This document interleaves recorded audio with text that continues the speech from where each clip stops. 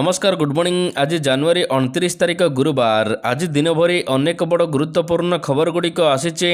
तेबे आसंतु आज सकाळ आसीथिबा 20टी बड़ खबर उपरे नजर पकाइबा। नंबर 1 धार्य समय पूर्वर प्रकल्प शेष करने को कहिले मंत्री। लोकसभा कन्वेक्शन हॉल रे निर्माण विभागर 50 कोटी ऊर्ध टंकार प्रकल्प गुड़िकर अग्रगति को नहीं समीक्षा करिसेंती विभागीय मंत्री।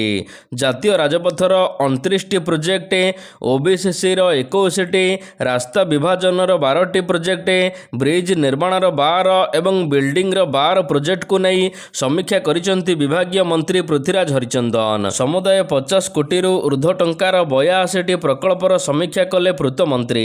समस्यार समाधान करी प्रकल्प गुड़िक धार्य समय पूर्वर शेष करने को निर्देश दिया जाइछि। नंबर 2 राउरकेला को 8,884 कोटी टंकार प्रकल्प भेटी। राउरकेला गस्त समय गतकाली मुख्यमंत्री एक बड़ घोषणा करिसेंती। से 8,884 कोटीर 20टी प्रकल्पर उद्घाटन एवं शिलान्यास करिसेंती। 6,822 चाकरी मध्य सृष्टि हेबो बोली मुख्यमंत्री कहिसेंती। 22टी एमएयू और 5टी निवेश प्रस्ताव उपरे मोहर बाजिबा सहित 5,226 कोटी टंका एथिरे खर्च करा जिवो। तेबे 2,427 चाकरी संभावना रहिथिबा मुख्यमंत्री कहिसेंती। ओडिशार शिल्प विकासर मूल इंजिन भाबरे गढ़ा होईछि पश्चिम ओडिशा। मन कहुछि किछि नुआ करिबा पई हेले पाखरे संबळ नाही। तेबे व्यस्त हुंतु नाही। मधुलिका एंटरप्राइजेस एबे बुझिबो आपणक मन कथा। क्षुद्र शिल्प ठारु नै मध्यम शिल्प पई सुलभ मूल्य रे जोगाई देबो समस्त प्रकार मेसिन और रॉ मटेरियल, जहाकु नै आपण सहज रे आरंभ करि परिबे नुआ एक व्यवसाय। अधिक जानिबा पई आज ही कॉल करंतु। नंबर 3 बीएमसी ड्राफ्ट बिल पारित। बीएमसी कॉर्पोरेशन बैठक रे पारित हैला ड्राफ्ट बिल। 1,050 कोटी टंकार ड्राफ्ट बिल करिछि भुवनेश्वर महानगर निगम। बीएमसी निज आय को वृद्धि करबा पई अंटा भिड़िछि। होल्डिंग टिकस, ट्रेड लाइसेंस, पार्किंग यह सहित कल्याण मंडप, यूजर फी सबुठारु आदाय हेबो अर्थ। एणिकी होर्डिंग फी बीएमसी निजे न करी जणे एजेंसी द्वारा कराइबो बोली सूचना देइचंती मेयर। अनेक लोक होर्डिंग फी फांकु थिबा बेले बकया मध्य रहिछि। एथिपाई ताको आदाय करिबाकू मेयर नुआ योजना करिबाकू जाउचंती। नंबर 4 राज्य रे कमुची शीतर प्रभाव, बढ़ुची खरा। राज्य रे धीरे धीरे कमुची शीतर प्रभाव बढ़िबार लागिछि ताती। तेबे आसंता 3 दिन भितरे आहुरी 2 ରୁ 3 डिग्री पर्यंत तापमात्रा वृद्धि पाइबो बोली अनुमान करिछि पाणीपाग विभाग। भुवनेश्वर रे आसंता 24 घंटा मध्य रे सकाळु घन कुहुड़ी पड़िबो। दिनर तापमात्रा 31 डिग्री सहित राति तापमात्रा 17 डिग्री रहिबो। ए नहीं पाणीपाग विभाग पक्षर कहुଯାଇଛି कि आसंता 24 घंटा पाई केन्द्रापड़ा, जगतसिंहपुर, भद्रक, पुरी जिले में घन कुहुड़ी हेबार संभावना रही। 24 घंटे फुलबाणी रे सर्वनिम्न तापमात्रा 9.6 डिग्री रेकर्ड होईछि। नंबर 5 बंद डाकरा सुपर फ्लॉप हैला बोली कहिले जोगाण मंत्री। नवनिर्माण कृषक संगठनर बंद डाकरा सुपर फ्लॉप कहिले जोगाण मंत्री कृष्णचंद्र पात्र। कौन से जगार भी कृषक तांको सह बाहरिले नहीं। कृषक संघर आंदोलन आउ नहीं। राजरास्ता को बाहरी नाहंती कृषक। नवनिर्माण कृषक संगठन आंदोलन सुपर फ्लॉप होईछि। एभली प्रतिक्रिया रखिचंती जोगाण मंत्री कृष्णचंद्र पात्र। प्रत्येक कृषक आंदोलन रे नाहंती। केउठी कृषक तांको पाई बाहरिले नहीं। कृषक माने राजरास्ता को बाहरी नाहंती। जदि बाहरी थांते तेबे प्रभाव पड़ी थांता। नंबर 6 आज ठारो कृष्णसार मृग गणना। गंजाम जिलार गर्व एवं गौरव हेउछि कृष्णसार मृग। एही मृग घुमुसरा दक्षिण बनखंड रे बहु वर्ष पूर्वे देखा देइथिला। तेबे एहार संख्या एबे धीरे धीरे वृद्धि पाइबा फल रे वर्तमान यह ब्रह्मपुर बनखंड, घुमुसरा उत्तर बनखंड जाई वृद्धि पाइछि। वर्तमान गंजाम जिलार 3टी जाक बनखंडर विभिन्न रेंज रे हजार हजार कृष्णसार मृग विचरण करुचंती। आज ठारो मृग गणना हेबो सकाळ 6 ରୁ 9 एवं अपराह्न 4 ରୁ संध्या 6 पर्यंत गणना करा जिवो। ए नहीं 18टी यूनिट करा जाइछि। नंबर 7 ओडिशा को देशर शिल्प हब भाव में गढ़ा को आमे काम करुचु कहिले मुख्यमंत्री। आम सरकारंकर नीति भित्तिक आभिमुख्य ଓଡ଼ିଶାରେ ପୁଞ୍ଜିନିବେଶକୁ ତ୍ୱରାନ୍ୱିତ କରିବା ସହିତ ଏକ ସୁଦୃଢ଼ ଶିଳ୍ପ ପରିବେଶ ସୃଷ୍ଟି କରିବାକୁ ସଂକଳ୍ପବଦ୍ଧ। ଗତକାଲି ରାଉରକେଲାଠାରେ ଆୟୋଜିତ ଏଣ୍ଟରପ୍ରାଇଜେସ୍ ଓଡ଼ିଶା କାର୍ଯ୍ୟକ୍ରମରେ ବିଭିନ୍ନ ଶିଳ୍ପ ଉଦ୍ୟୋଗ ଏବଂ ଅଂଶୀଦାରମାନଙ୍କ ସହିତ ସକାରାତ୍ମକ ଆଲୋଚନା କରିବା ଅବସରରେ ମୁଖ୍ୟମନ୍ତ୍ରୀ ମୋହନ ଚରଣ ମାଝୀ ଏନେଇ ସୂଚନା ଦେଇଛନ୍ତି। ଏହି କାର୍ଯ୍ୟକ୍ରମରେ 35,880 କୋଟି ଟଙ୍କା ମୂଲ୍ୟର 23ଟି ନୂଆ ପ୍ରକଳ୍ପର ଉଦ୍ଘାଟନ ଏବଂ ଭିତ୍ତିପ୍ରସ୍ତର ସ୍ଥାପନ ହୋଇଛି। ଏହାଦ୍ୱାରା ରାଜ୍ୟରେ 11,844ରୁ ଅଧିକ ନୂତନ ନିଯୁକ୍ତି ସୃଷ୍ଟି ହେବ। ନମ୍ବର 8 କଂଗ୍ରେସ ବିଜେଡି ମିଶିଯିବେ। ରୋଚକ ହେବାକୁ ଯାଉଛି ଆଗାମୀ ରାଜ୍ୟସଭା ନିର୍ବାଚନ। ଚତୁର୍ଥ ଆସନକୁ ନେଇ ଚର୍ଚ୍ଚା ଜୋର ଧରିଥିବା ବେଳେ ନବୀନଙ୍କୁ ଭେଟିବାକୁ ସମୟ ମାଗିଛନ୍ତି ପିସିସି ସଭାପତି ଭକ୍ତ ଦାସ। ବିରୋଧୀ ଦଳ ନେତା ନବୀନ ପଟ୍ଟନାୟକଙ୍କୁ ଭେଟିବାକୁ ସମୟ ମାଗିଛନ୍ତି ପିସିସି ସଭାପତି ଭକ୍ତଚରଣ ଦାସ। ଫେବୃଆରୀ ପ୍ରଥମ ସପ୍ତାହରେ ନବୀନ ପଟ୍ଟନାୟକଙ୍କୁ ଭେଟିବେ ପିସିସି ସଭାପତି। ରାଜ୍ୟସଭା ସିଟ୍ ପାଇଁ ବିଜେଡିକୁ ସମର୍ଥନ ମାଗିବ କଂଗ୍ରେସ। ଏକାଠି ହୋଇ ରାଜ୍ୟ ହିତରେ କାମ କରିଥିବା ସଫଳ ବ୍ୟକ୍ତିଙ୍କୁ ରାଜ୍ୟସଭା ପଠାଇବାକୁ ଅନୁରୋଧ କରିବେ ବୋଲି ଭକ୍ତ ଦାସ କହିଛନ୍ତି। ପୂର୍ବରୁ ରାଜ୍ୟସଭା ନିର୍ବାଚନ ପାଇଁ ପ୍ରାର୍ଥୀ ଦେବାକୁ ଘୋଷଣା କରିଛି କଂଗ୍ରେସ। ନମ୍ବର 9 ଖଣ୍ଡଗିରି ମେଳାରେ କମିଲା ଯାତ୍ରା ସିଟ୍ ସଂଖ୍ୟା। ଖଣ୍ଡଗିରି ଯାତ୍ରାରେ କମିଲା ସିଟ୍ ସଂଖ୍ୟା, ଦର୍ଶକଙ୍କ ପାଇଁ କମିଲା ସିଟ୍। ଏଥର 1800 ସିଟ୍କୁ ମିଳିଲା ଅନୁମତି। ଭିଡ଼କୁ ଦେଖି ନିଆଯାଇଛି ଏପରି ନିଷ୍ପତ୍ତି। ତେବେ ମଞ୍ଚର ପରିସୀମାକୁ ଦେଖି ଦିଆଯିବ ଲାଇସେନ୍ସ। ଆହୁରି କମିପାରେ ସିଟ୍ ସଂଖ୍ୟା। ଭୁବନେଶ୍ୱର ଡିସିପି ଗାଇଡ୍ଲାଇନ୍ ଯାଞ୍ଚ କରୁଛନ୍ତି। ଗତ 25ରେ ପୋଲିସ ଦେଇଥିବା 14 ସୂତ୍ରୀ ଗାଇଡ୍ଲାଇନ୍ ପାଳନ କରାଯାଉଛି। ଏହି ଅନୁସାରେ ପ୍ରଥମ ପର୍ଯ୍ୟାୟ ଯାତ୍ରା ମଞ୍ଚସ୍ଥ ହେଉଥିବା ବେଳେ 27 ତାରିଖରୁ 7 ଫେବୃଆରୀ ପର୍ଯ୍ୟନ୍ତ ଚାଲୁଛି ଖଣ୍ଡଗିରି ଯାତ୍ରା ମହାକୁମ୍ଭ। ଏଥର 7ଟି ପେଣ୍ଡାଲରେ 15ଟି ନାମକରା ପାର୍ଟି ଯାତ୍ରା ପରିବେଷଣ କରୁଥିବା ବେଳେ ଏଥର କିନ୍ତୁ ସିଟ୍ ସଂଖ୍ୟା କମାଇ ଦିଆଯାଇଛି। ନମ୍ବର 10 ଛତିଶଗଡ଼ ଅଭିମୁଖେ ମହାନଦୀ ବଞ୍ଚାଓ ଆନ୍ଦୋଳନ। ଛତିଶଗଡ଼ ଅଭିମୁଖେ ବାହାରିଲେ ମହାନଦୀ ବଞ୍ଚାଓ ଆନ୍ଦୋଳନ ଟିମ୍। ଆଜି କଲମା ବ୍ୟାରେଜ ଏବଂ ତାର ତଳମୁଣ୍ଡରେ ନିର୍ମାଣ ହେଉଥିବା ବାଲିବନ୍ଧ ଭାଙ୍ଗିବ ମହାନଦୀ ବଞ୍ଚାଓ ଆନ୍ଦୋଳନ। ବେଆଇନ ଭାବରେ ମହାନଦୀରେ ବାଲିବନ୍ଧ ନିର୍ମାଣ କରିଛି ଛତିଶଗଡ଼।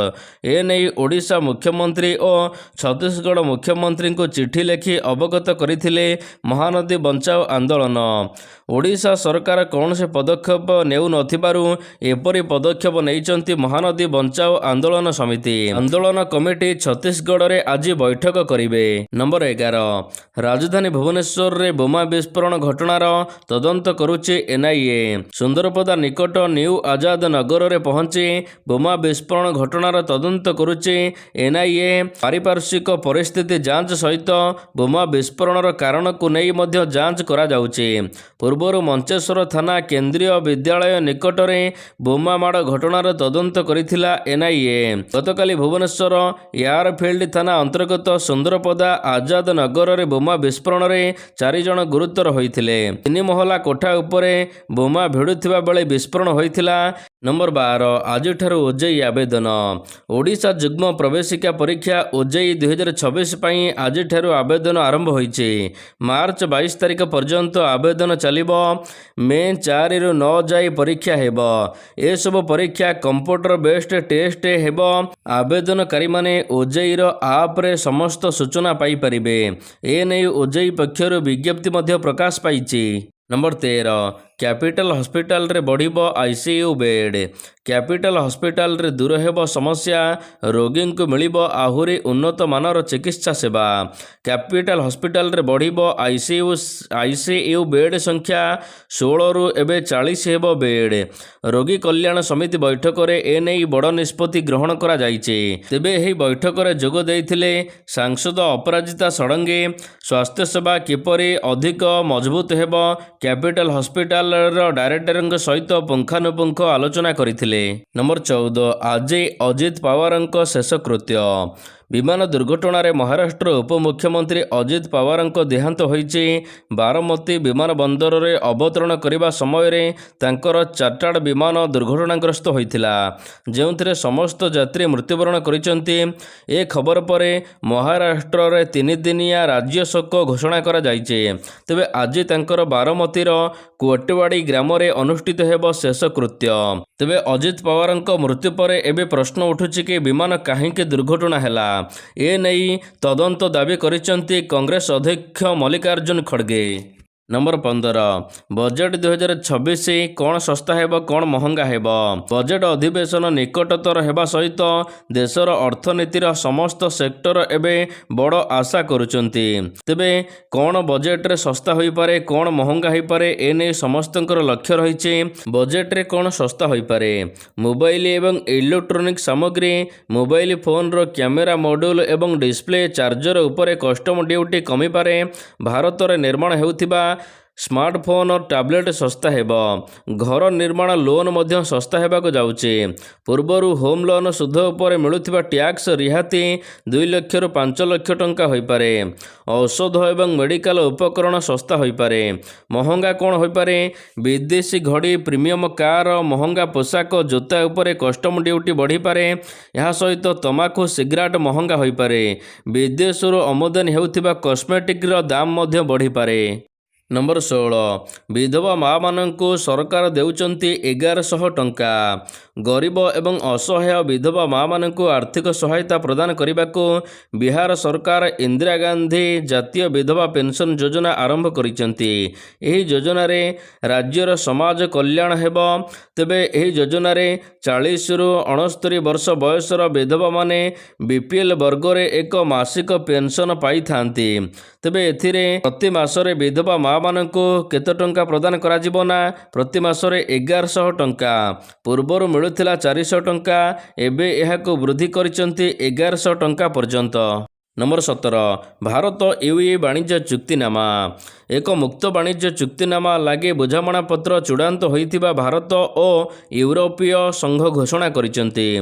ଭାରତର ଏକ ପ୍ରମୁଖ ରାଜନୈତିକ ଅର୍ଥନୈତିକ ସହଯୋଗିତା କ୍ଷେତ୍ରରେ ଏହାକୁ ଏକ ଗୁରୁତ୍ୱପୂର୍ଣ୍ଣ ମାଇଲଖୁଣ୍ଟ ବୋଲି କୁହାଯାଉଛି।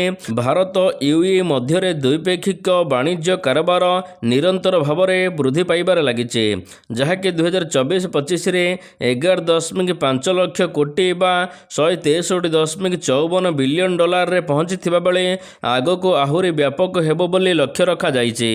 ନମ୍ବର 18 ହାରିଲା ଭାରତ। ବାଜି ମାରିନେଲା ନ୍ୟୁଜିଲ୍ୟାଣ୍ଡ। 50 ରନ୍ରେ ମ୍ୟାଚ୍ ଜିତିଲା ନ୍ୟୁଜିଲ୍ୟାଣ୍ଡ। ଭାରତ ଏବଂ ନ୍ୟୁଜିଲ୍ୟାଣ୍ଡ ମଧ୍ୟରେ ଚାଲିଥିବା ଚତୁର୍ଥ T20 ମ୍ୟାଚ୍ରେ ନ୍ୟୁଜିଲ୍ୟାଣ୍ଡ ଭଲ ପ୍ରଦର୍ଶନ କରି ବିଜୟୀ ହୋଇଛି। ନ୍ୟୁଜିଲ୍ୟାଣ୍ଡ ପ୍ରଥମେ ବ୍ୟାଟିଂ କରି 20 ଓଭରରେ 215 ରନ୍ର ବିଶାଳ ସ୍କୋର କରିଥିଲେ ମଧ୍ୟ ଭାରତ ଏହି ସ୍କୋରକୁ ଚେସ୍ କରିପାରିନଥିଲା। ଏବେ 5 ଟିକିଆ T20 ସିରିଜରେ ଭାରତ 3-1ରେ ଆଗୁଆ ଅଛି। ପଞ୍ଚମ T20 ମ୍ୟାଚ୍ ବାକି ଅଛି। ନମ୍ବର 19 ଉପରକୁ ଉଠିଲେ ସୂର୍ଯ୍ୟକୁମାର ୟାଦବ। ଚଳିତ T20 ମ୍ୟାଚ୍ରେ ଭାରତର ଭଲ ପ୍ରଦର୍ଶନ ଜାରି ରହିଛି। ସୂର୍ଯ୍ୟକୁମାରଙ୍କ ଭଲ ପ୍ରଦର୍ଶନ ପରେ ICC ମାନ୍ୟତାରେ ଉନ୍ନତି ଘଟିଛି। ସଦ୍ୟ ପ୍ରକାଶିତ ICC T20 ବ୍ୟାଟିଂ ର୍ୟାଙ୍କରେ 717 ପଏଣ୍ଟ ସହିତ 5ଟି ପାହାଚ ଉପରକୁ ଉଠି ସପ୍ତମ ସ୍ଥାନରେ ପହଞ୍ଚିଛନ୍ତି ସୂର୍ଯ୍ୟକୁମାର ୟାଦବ।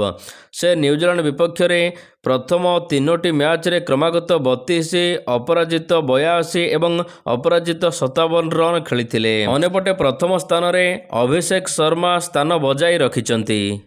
ନମ୍ବର 20 ବିଶ୍ୱକପ ବୟକଟ୍ କଲେ ଭିକାରୀ ହୋଇଯିବ ପାକିସ୍ତାନ। T20 ବିଶ୍ୱକପ 2026 ଆରମ୍ଭ ହେବା ପୂର୍ବରୁ ପାକିସ୍ତାନ କ୍ରିକେଟ ବୋର୍ଡ PCB ଗୁରୁତର ସଂକଟର ସମ୍ମୁଖୀନ ହୋଇଛି। ଯଦି ପାକିସ୍ତାନ ଭାରତ ବିରୋଧୀ ମ୍ୟାଚ୍କୁ ବୟକଟ୍ କରେ ତେବେ PCBକୁ ପ୍ରାୟ 348 କୋଟି ଟଙ୍କାର ଆର୍ଥିକ କ୍ଷତି ଭୋଗିବାକୁ ପଡ଼ିବ। ମିଡ଼ିଆ ରିପୋର୍ଟ ଅନୁସାରେ T20 ବିଶ୍ୱକପ ଭଳି ବଡ଼ ଟୁର୍ଣ୍ଣାମେଣ୍ଟରେ ଭାରତ ପାକିସ୍ତାନ ମ୍ୟାଚ୍ ସବୁଠାରୁ ଅଧିକ ରେଭିନ୍ୟୁ ଆଣିଥାଏ। ଏହି ମ୍ୟାଚ୍ ବୟକଟ୍ ହେବା ଦ୍ୱାରା PCB ସବୁଠାରୁ ଅଧିକ କ୍ଷତି ଭାର ଉଠାଇବ।